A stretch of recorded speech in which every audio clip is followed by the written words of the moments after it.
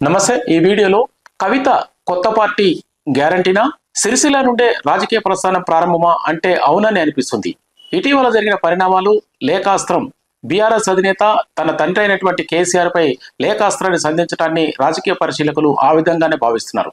ముఖ్యంగా తెలంగాణలో సామాజిక తెలంగాణ కొరబడిందని, స్థానిక సంస్థల్లో రిజర్వేషన్లు బీసీ కల్పించాలని అనేక పర్యాయాలు ధర్నాలు చేసినటువంటి ఎమ్మెల్సీ కవిత వచ్చే కాలంలో కొత్త పార్టీ పెట్టి బీసీలకు అండగా ఉండాలన్న ఇంటెన్షన్ తో ఉన్నట్టు తెలుస్తుంది। ముఖ్యంగా సిరిసిల్ల నుండి తన రాజకీయ ప్రస్థానాన్ని, సిరిసిల్లలో పద్మశాలి సామాజిక వర్గానికి సంబంధించిన దాదాపు 1,00,000 మంది ఉన్నటువంటి అక్కడ వారికి ప్రాధాన్యతనిచ్చి ఎమ్మెల్యేగా ఆ వర్గాలకు అవకాశం కల్పించి రాజకీయ ప్రస్థానాన్ని చేయాలని కవిత చూస్తున్నట్టు తెలుస్తుంది। ఏదేమైనా వారి కుటుంబంలో చెలరేగినటువంటి రాజకీయ అలజడి ఎంతవరకు తీస్తుంది, అది బీసీలకు అండగా ఉంటుందా, మరే విధంగా ఉంటుంది అనేది కాలమే సమాధానం చెప్తుంది।